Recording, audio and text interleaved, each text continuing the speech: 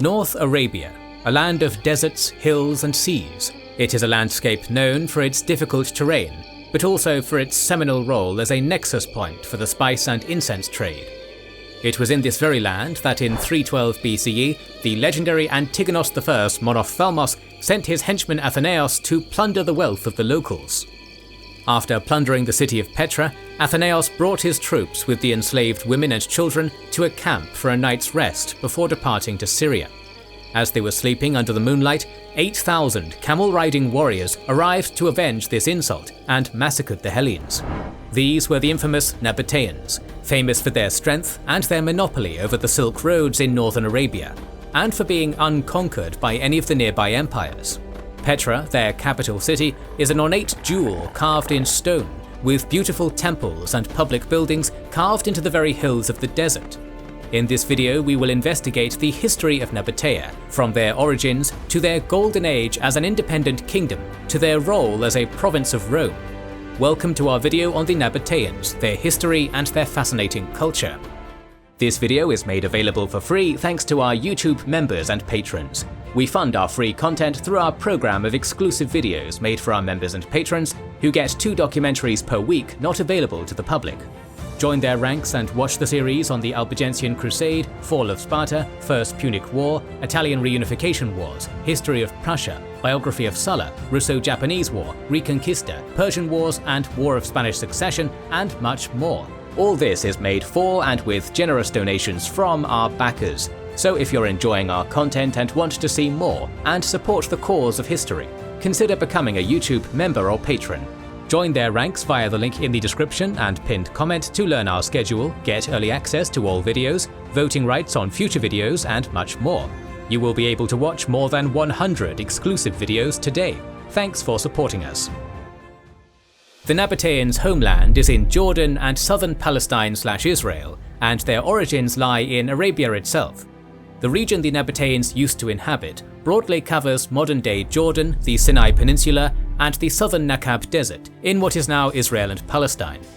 While the Nabateans themselves have left us with much epigraphic evidence, like inscriptions, they did not leave behind long texts and were a diverse society, unlike what older scholars have assumed.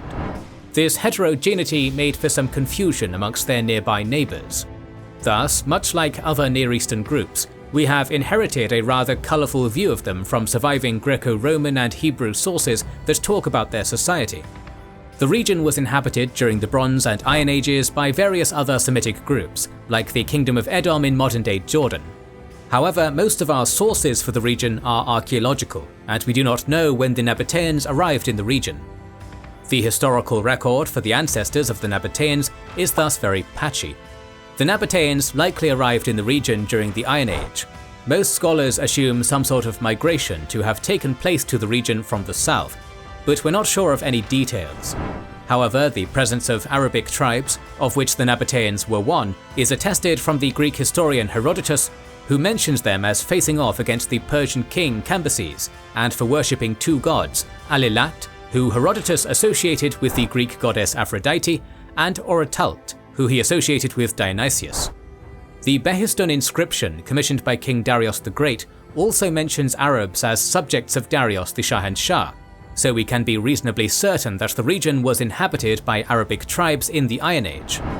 The Nabateans were first referred to by their name in 312 BCE, during the so-called Nabatean confrontations. In this standoff, the Macedonian Antigonid dynasty, who ruled large swathes of the Hellenic world after Alexander the Great's death, tried 3 times to raid the Nabateans. The reason the Antigonids launched an invasion into Nabatean lands was to seize control of the bitumen industry the Nabateans possessed a virtual monopoly over, for bitumen was an extremely valuable substance at the time, used in many important processes, like the Egyptian practice of mummification. The fact that a large empire like the Antigonids were willing to launch a large and costly expedition into Nabatean lands indicates that during this time, the Nabateans were considered a rich and sophisticated people. This suggests that as early as the 3rd century BCE, the Nabateans were already in the process of mastering the processes for which they became famous, namely their control of the flow of precious spice and incense through crucial trade routes. Both the Kingdom of Nabatea and the city of Petra were likely founded around this time. This is likely a result of increasing centralization from a more loose form of polity in response to increasing trade. However, very little historical or archaeological evidence exists from this period, besides the mentions of Petra in the Nabatean confrontations. The importance of trade to the Nabateans is found in this passage from the Greek historian Diodorus Sikellos. While there are many Arab tribes who use the desert as pasture, the Nabateans far surpass the others in wealth, although they are not much more than 10,000 in number. For not a few of them are accustomed to bring down to the sea frankincense and myrrh and the most valuable kinds of spices, which they procure from those who convey them from what is called Arabia Eudaimon. There is a debate as to whether the Nabateans were a so-called Bedouin state, meaning a polity run by a nomadic military class. Our main source for chronology, coinage, has no local royal rulers in this period, so we cannot know much more. What we do know is that the Nabateans were going to become seminal in both the Hellenistic and Roman periods.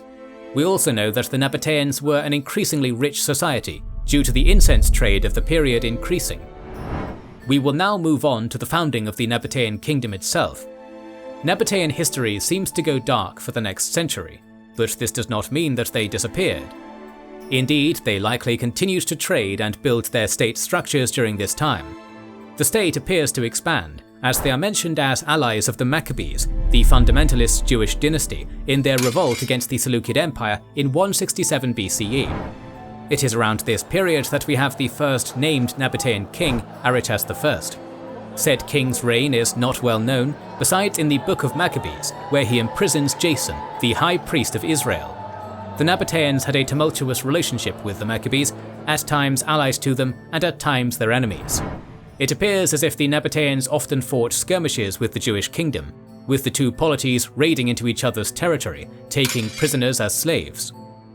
By the 2nd century BCE, the on-and-off skirmishing between the Nabateans and the Hasmonean dynasty of Judea had evolved into a titanic clash due to meddling in Hasmonean dynastic affairs by the Nabateans. During this struggle, the next two known kings of the Nabatean kingdoms, Aretas II and Obodas I, faced off against the neighbouring Jewish kingdom in various skirmishes and wars, with the latter king achieving significant victories. During this period, the city of Petra began to expand aggressively, with a series of new central squares, markets and pool complexes adding to its already cosmopolitan atmosphere. Thus, it can be assumed that the Nabatean kingdom's main source of wealth, the incense trade routes, were not affected by their wars with the Jewish kingdom, and thus continued to propel Nabatea's expansion. This expansion reached a higher tempo during the reign of the Nabatean king Aretas III, who succeeded in conquering the city of Damascus, albeit rather briefly. He seems to have been rather ambitious, as he tried to expand his kingdom and gain vassal states in Judea and Palmyra. The Nabatean king besieged Jerusalem for several months to put his ally Hyrcanus II back on the throne after his expulsion by his brother. However, he was expelled after a Roman intervention favouring the new king Aristobulus II. It was here that the Roman Republic, already a player under Pompey's campaigns, began to fight the Nabateans due to its alliance with surrounding states. During 62 BCE, the Romans besieged Petra, but accepted a bribe of 500 talents to withdraw after realizing the harsh terrain was too much for them. 3 decades later, the Nabatean king Malicos I faced an invasion by Herod the Great, who, backed by the famous Cleopatra of Egypt, managed to take over the region.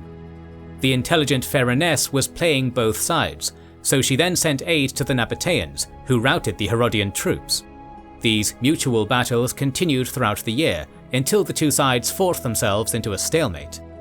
While the Nabateans and Hasmoneans fought one another, Rome's shadow over the Levant was growing larger, especially after the Battle of Actium in 31 BCE, which resulted in the conquest of Egypt by Rome, a conflict in which both the Herodian and Nabatean kings avoided taking sides. After this period, Nabatea would slowly move into Rome's orbit, before being peacefully assimilated into the empire itself. We will now move on to the Roman period of Nabatea.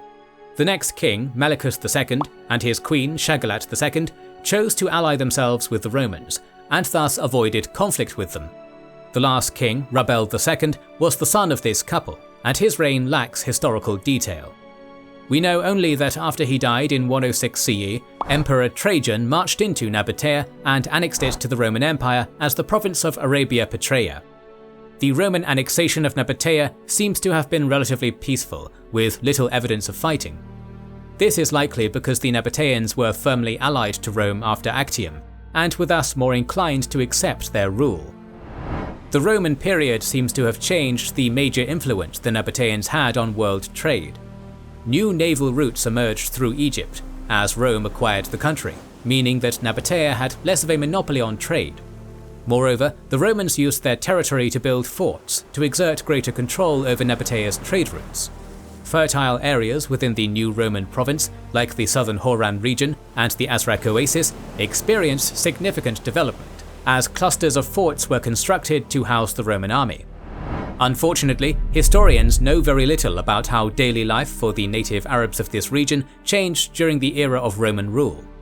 However, the increase of non-Arabic inscriptions written in Greek and Latin and found in the region from this era suggests a degree of cultural shift towards Romanization. During the 2nd century CE, a lot of regional governors, particularly in Syria, rose up in revolt and tried to proclaim themselves emperors. The region seems to have not joined up with these governors of the East, and was usually rewarded for this with expansion of its territory. An example of this is when Septimius Severus came to power and enlarged the province to have Jabal al-Druze in modern-day southern Syria. Emperor Diocletian's reforms continued this pattern by giving it parts of the Nakab Desert. With the coming of Christianity, churches appeared in various Nabatean cities like Mampsis. This brought Nabatea into the Diocese of the East, which was centered in Antioch. We are unsure what kind of Christianity took hold there, but the region's proximity to Egypt and the later Ghassanid state suggests that at some point Miaphysite Christianity took hold. Let us now step out of the flow of time for a moment and take a moment to discuss what Nabatean society, culture and religion looked like during the height of the Nabatean kingdom. The Nabateans were both a city-dwelling people and a nomadic people, and while we have a decent amount of information on the lifestyle of the former, information on the latter is more lacking. The Nabateans were masterful traders and craftspeople, as their aforementioned control of the bitumen and incense industries attest. Studies of Nabatean clay lamps show very beautiful designs featuring solar halos and depicting scenes from Greek myths on their surfaces. These humble lamps suggest that the Arabs of Nabatea possessed an artisanal sophistication that equaled their Muslim descendants in the Islamic Golden Age. This sophistication is further elucidated when we investigate the architecture of their largest city and most important cultural hub, Petra. Many landscapes in Petra feature architecture that is astronomically aligned to phenomena like equinoxes and solstices. Large markets and bazaars adorn the city, while rock-cut buildings provide a shielding coolness from the heat of the desert sun. Most beautiful of all are water structures used for both beauty and drinking. In a remarkable feat of water management and aesthetics, Nabatean elites built large complexes of gardens with pools, likely as a form of showing status, for who had more wealth and power than he who could create a cold water pool in the middle of the desert? Women in Nabatean culture appear to have had more rights afforded to them than in the rest of the Mediterranean world. One theory explaining why this was postulated that women were particularly influential in the religious sphere, serving as priestesses who could commune with the various gods the Nabateans worshipped. In terms of religion, the Nabateans were equally diverse in terms of beliefs. Their main pantheons included the mountain deity Dushara and his consort Alusa, with the latter being famous as a major pan-Arabian pre-Islamic deity. These had some sort of connection to the royal Nabatean house. Other pre-Islamic Arabian gods, like Al-Lat, appear in inscriptions and in sacrifices. These deities were also later complemented by Greek and Roman deities, such as Helios, Dionysus and Zeus, due to Hellenization having a major influence in the region. This constellation of deities was supplemented by yet more gods that the Nabateans imported from their Egyptian and Syrian neighbours. The Nabateans worshipped these many diverse deities of both native and foreign origin within various sanctuaries and temples, many of which were found in Petra. All in all, the Nabateans were a cosmopolitan people who were malleable to adopting the customs of other cultures, while remaining true to their own indigenous Arabic roots. The sunset and twilight years of the Nabateans came in the late antique period, though by then the name Nabatean was not as prevalent. By the 3rd century CE, Christianity was rapidly becoming the predominant faith in the eastern half of the Roman Empire, and by extension in Nabatea as well. As the faith of the cross ballooned in popularity among the cities of North Arabia, so too did Greek, the main language of the Eastern Roman Empire, gain an increasing foothold in the region. Soon Greek had largely replaced Aramaic, the language of Jesus, which had previously been the language of intercultural communication throughout much of the Middle East. With that said, among themselves it can be assumed that the Nabateans continued to speak an indigenous form of the Arabic language. Meanwhile, the city of Petra continued to be an important regional centre until as late as the 6th century BCE, albeit in a diminished capacity. By this time, the name Nabatean had disappeared from the historical record. Instead, by the 3rd century CE, a new Arabian force emerged in their place, the Ghassanids. Originally stemming from somewhere in southern Arabia, the Ghassanids had migrated north into Nabatean territory and taken over the region as foederati, or vassals of the Eastern Romans. By now, the Nabateans themselves had evolved into an exclusively sedentary people, abandoning their nomadic roots. The Ghassanids later converted to Christianity and fought with the Byzantines against the Sasanians. Eventually, a new player arrived on the scene from the deserts of Mecca, the Islamic Caliphate. When the natal Muslim Empire exploded onto the world stage and conquered most of the Middle East, the Nabateans were incorporated alongside the Ghassanids into the new state, with its populations largely converting to Islam. Even after the Islamic Conquest, the Nabatean cities of old remained prevalent in the landscape, their glistening pools and lush gardens continuing to bring colour to the arid land. Thus, as the old moon of Al-Uzza waned and the new crescent of Islam waxed, the Nabatean kingdom became a memory that subsequent Arabian Bedouins and sedentary peoples would pass by on their continuous journeys to farm and trade across the very same incense routes. With the end of the late antique period, Dar al-Islam took hold of the Silk Road hubs of Nabatea. Although the Nabatean kingdom had long since become a thing of the past, the Nabateans themselves did not really fade away, but were simply transformed by the coming of the medieval period.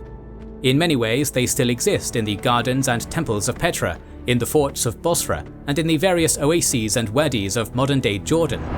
Their control of trade reminds us that the spice must always flow, while their cultural ingenuity shows that humanity can turn even the harshest of environments into a paradise. When we visit sites like Petra and wander through the rock-cut monuments, it is easy to fall into a sense of awe. Their ornate gardens, where perhaps the old Arabian gods still dwell, are true reflections of Shangri-La under the hot Jordanian sun. The Nabateans will always be an example on how to forge beauty in the harshest of terrains, and how to prosper and flourish autonomously in a land of empires. And that is a legacy more fragrant than all the incense in the world. More videos on ancient civilizations are on the way. To ensure you don't miss them, make sure you are subscribed and have pressed the bell button. Please consider liking, subscribing, commenting and sharing, it helps immensely. Recently, we have started releasing weekly Patreon and YouTube member exclusive content. Consider joining their ranks via the link in the description or button under the video to watch these weekly videos, learn about our schedule, get early access to our videos, access our private Discord and much more. This is the Kings and Generals channel, and we will catch you on the next one.